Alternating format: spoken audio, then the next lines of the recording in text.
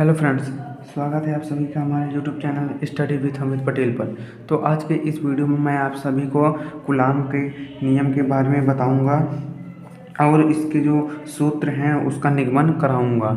और कूलाम के नियम के बाद इसके सूत्र पर कुछ महत्वपूर्ण न्यूमेरिकल्स हैं जो कि उनको भी मैं हल कराऊंगा। तो ये कूलाम का नियम जो है वो ये क्लास 12वीं में है, कक्षा 12वीं में फिजिक्स के पहले चैप्टर का पहला टॉपिक यही है, कूलाम का नियम।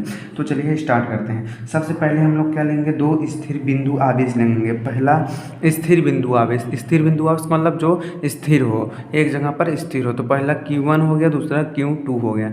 ये एक बिंदु आवेश है और ये एक दूसरा बिंदु आवेश है। तो हमने पहला स्थिर बिंदु आवेश कौन सा लिया, Q1, और दूसरा क्या लिया, Q2। और ये जो आवेश है ये परावैद्युतांक माध्यम में है। परावैद्युतांक माध्यम मतलब कोई भी माध्यम हो, जैसे वायु हो गया, पानी हो गया, या किसी तेल में, जैसे तेल में ले लिए Q1 Q2, एक तरफ Q2 ले लिए और एक तरफ Q1। तो ये कोई माध्यम में है, ये जो हम लोग आवेश लेंगे ये कोई माध्यम में लेंगे। और इनके बीच की दूरी जो है वो R है। और इनके बीच लगने वाला आकर्षण व प्रतिकर्षण बल क्या है, F है। मतलब जैसे कि बिंदु हैं, ये बिंदु आवेश है, इनके बीच अगर प्लस माइनस रहेगा तो आकर्षण होगा और प्लस प्लस रहेगा तो प्रतिकर्षण होगा।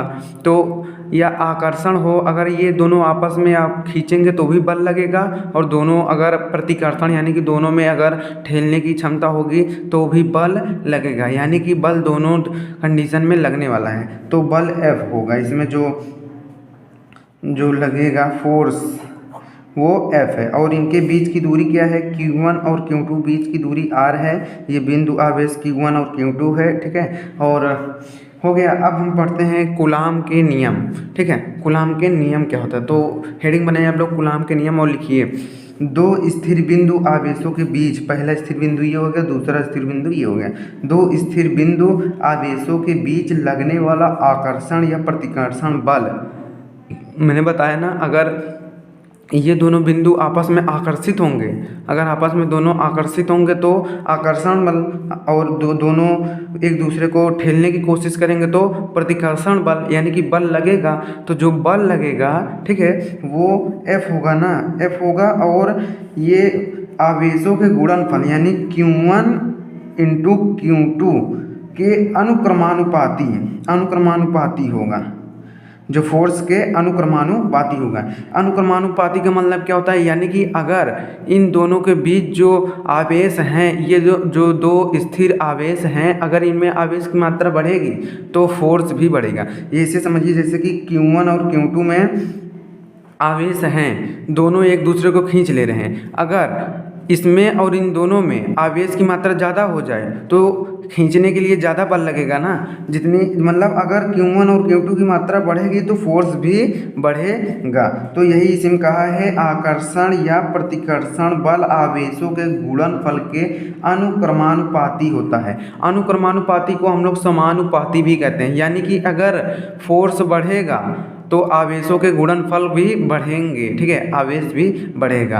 और क्या कहता है, तथा उनके बीच के दूरी के वर्ग, उनके बीच की दूरी कितना है भैया, R है, ठीक है, R है, वर्ग के व्युत्क्रमानुपाती होता है। मतलब जो F बराबर है, F व्युत्क्रमानुपाती होता है किसके, R के। यानी कि अगर दूरी बढ़ेगी, समझिए अगर इसके और इसके बीच की दूरी बढ़ गई तो फोर्स कम हो जाएगा। कैसे, अगर जैसे दो बच्चे हैं, ठीक है, ये दोनों आपस में आकर्षित हो रहे हैं, लेकिन अगर दूर चले जाएं, ये एक यहाँ है एक यहाँ आ जाए तो इनमें ज़्यादा शक्ति लगेगी, मतलब फोर्स जो है वो कम हो जाएगा ना, खींचने की क्षमता कम हो जाएगी।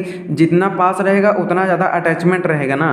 तो वही है, क्या बोला, दो स्थिर बिंदु आवेशों के बीच लगने वाला आकर्षण या प्रतिकर्षण बल आवेशों के गुणनफल के अनुक्रमानुपाती तथा उनके बीच के दूरी के वर्ग के व्युत्क्रमानुपाती होता है। तो चलिए अब जो सूत्र है उसका लिखते हैं। क्या बोला था, दो स्थिर बिंदु आवेशों के बीच लगने वाला आकर्षण या प्रतिकर्षण बल, यानी बल बराबर यानी F क्या होता है, आवेशों के गुणनफल के अनुक्रमानुपाती होता है। अनुक्रमानुपाती होता है यानी आवेशों के गुणनफल मतलब Q1 इंटू Q2 ये हो गया ना Q1 इंटू Q2 हो गया, यानी कि अगर ये बढ़ेगा तो ये भी बढ़ेगा। ठीक है, समीकरण 1 मान लेते हैं। और फिर उसमें दूसरे वाले में क्या बोला था कि व्युत्क्रमानुपाती होता है ना, इसके जो है व्युत्क्रमानुपाती होता है किसके, 1/r² हो जाएगा, जो दूरी के वर्ग के बोला था। व्युत्क्रमानुपाती होता है मतलब जब दूरी बढ़ेगी तो फोर्स घटेगा, दूरी बढ़ेगी तो फोर्स जो है वो घटेगा। इसको हम लोग समीकरण 2 मान लेते हैं। अब समीकरण 1 तथा समीकरण 2 से, ठीक है ना, समीकरण 1 तथा समीकरण 2 से।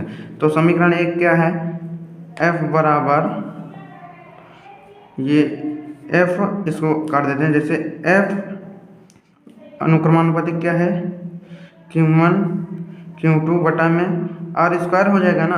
मतलब इधर क्या ये और ये तो बराबर है, इसका मैंने लिख दिया। अब इसका मल्टीप्लाई क्या, इसका जो है ये Q1 Q2 इसका मल्टीप्लाई 1 में होगा तो 1 को 1 ही हो जाएगा। तो ये हमें प्राप्त हुआ, ठीक है ना, समीकरण 1 और 2 से हमें ये प्राप्त हुआ। अब अगर ये जो है ये अगर ये हटता है तो एक नियतांक आता है, हम लोग नियतांक कुछ भी ले सकते हैं।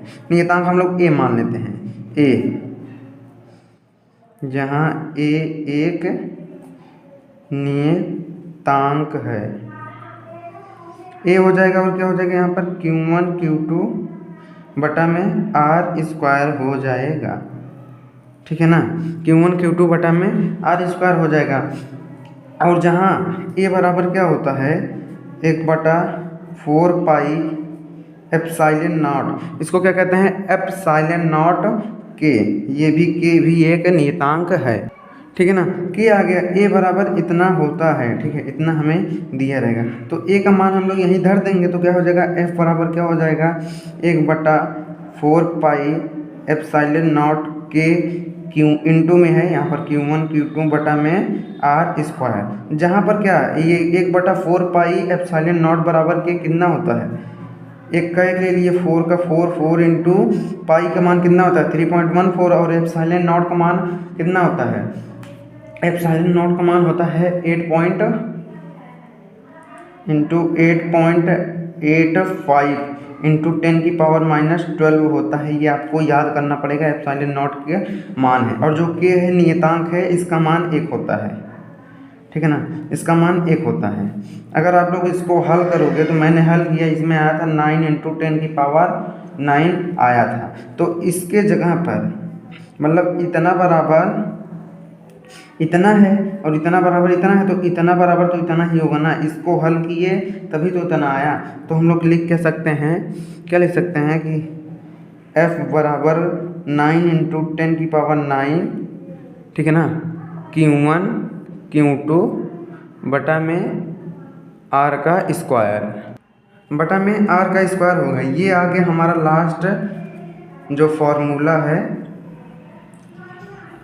वो हो गया। यहाँ तक आप सभी को समझ में आया होगा। एक बार मैं फिर से समझाने की कोशिश करता हूँ। हमने समीकरण 1 2 प्राप्त किया था, समीकरण 1 तथा 2 से हमें ये प्राप्त हुआ, ठीक है ना, ये प्राप्त हो गया। अब ये जो ये है ना, ये हटता है तो बराबर का चिन्ह आ जाता है। अगर ये हम लोग हटाएंगे, इसको हटाना तो पड़ेगा, ये जो है, ठीक है ना, इसको हटाएंगे तो बराबर का चिन्ह आ जाता है। और ये जब हटता है तो एक नियतांक आ जाता है। नियतांक चाहे a मान लीजिए चाहे k मान लीजिए, लेकिन हमने अगर यहाँ पर a माना है तो a का मान 1/4 पाई एप्सिलॉन नॉट k होता है। और इतने का मान कितना होता है, 9 इंटू क्या होता है, 9 इंटू 10⁻9 होता है। अब यहीं पर इसके स्थान पर हमने रख दिया, ये आ गया। अब चलिए जो एक आध न्यूमेरिकल्स हैं उनको हल करते हैं। प्रश्न में बोला है कि ये जो प्रश्न है ये कक्षा 12वीं का जो फिजिक्स का पहला चैप्टर है उसमें NCERT न्यूमेरिकल्स हैं, तो वो NCERT न्यूमेरिकल्स में से पहला ही प्रश्न है, ठीक है, NCERT अभ्यास में। तो बोला क्या है, वायु में एक दूसरे से, मतलब जो परावैद्युतांक है वो वायु माध्यम है। वायु में 2 आवेश हैं जो एक दूसरे से 30 सेंटीमीटर दूरी पर रखे हैं। तो पहला आवेश मान लीजिए Q1 हो गया और दूसरा आवेश Q2 हो गया। इनके बीच की दूरी कितनी है, 30 सेंटीमीटर है, ठीक है ना।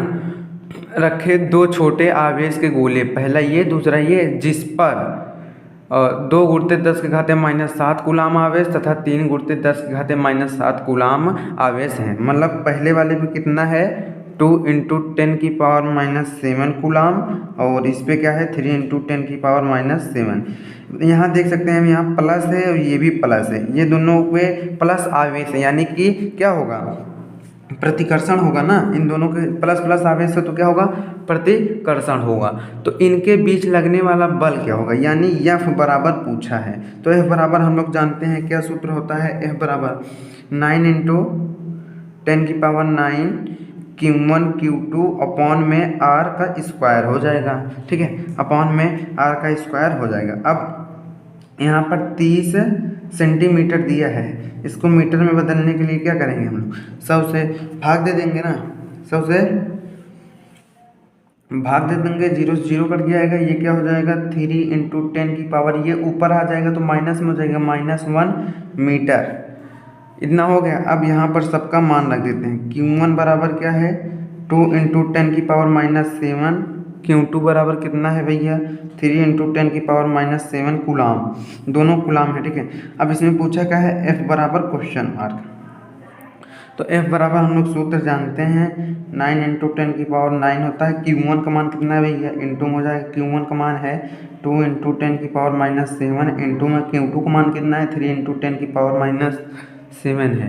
ठीक है, इस पूरे के इसके बटे में क्या हो जाएगा R का स्क्वायर, यानी 3 × 10⁻⁻1 का स्क्वायर हो जाएगा, इतना हो जाएगा ना। अब यहाँ पर हल करते हैं, यहाँ पर पिछले पेज में जो लिखे थे वो इधर आ गया है। तो 3 दूनी 6 और 9 छक्का 54, इसका और इसका मल्टीप्लाई होगा 54 इंटू क्या हो जाएगा इसके 10⁻9 और 10⁻⁻7 और 10 का पावर जो है -7, इसको हल करेंगे कितना आएगा जो है 7 7 14 हो जाएगा, 7 -7 और -7 क्या हो जाएगा -14 हो जाएगा। तो 9 और 3 त्रिका जो 3 यहाँ पर 2 है, ये 2, ये पहला वाला 2 था ना, 2 × 10⁻⁻7, 3 दूना 6 और 9 छक्का 54 हो गया। और ये 10 के घाते -7 है, जैसे 10⁻⁻7 इंटू 10⁻⁻7 है।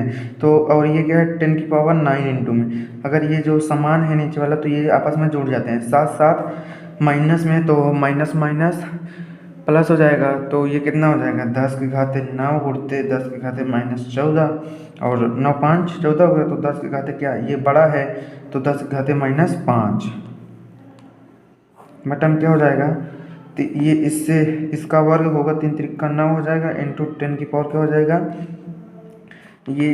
ये जब ब्रैकेट के बाहर कोई रहता है और जैसे 10 की पावर -1 है और इसके पावर ऊपर 2 है तो इसका जो है वो मल्टीप्लाई हो जाता है 10 की पावर -2 हो जाएगा। अब इससे कट गया 9 छक्का 54, 6 से गुणते और ये ऊपर जाएगा क्या हो जाएगा 10 की पावर -5 इंटू 10 की पावर, ये माइनस में ऊपर जाएगा प्लस में हो जाएगा +2। तो इसका आंसर क्या है 6 इंटू 10 की पावर -3। अब यहाँ पर फोर्स यानी बल निकालने हैं तो बल का मात्रा क्या होता है न्यूटन। ठीक है, तो यहाँ पर समाप्त हुआ कूलॉम्स लॉ और उनके आधार पर जो पहला प्रश्न था उसको बताया मैंने बहुत अच्छी तरीके से। तो अगर आप सभी को वीडियो पसंद आया तो वीडियो को सब्सक्राइब कीजिएगा हमारे चैनल को और वीडियो को लाइक कीजिएगा और अपने दोस्तों के पास ज़रूर शेयर कीजिएगा। अब मिलते हैं अगले ही ऐसे रोमांचक वीडियो में।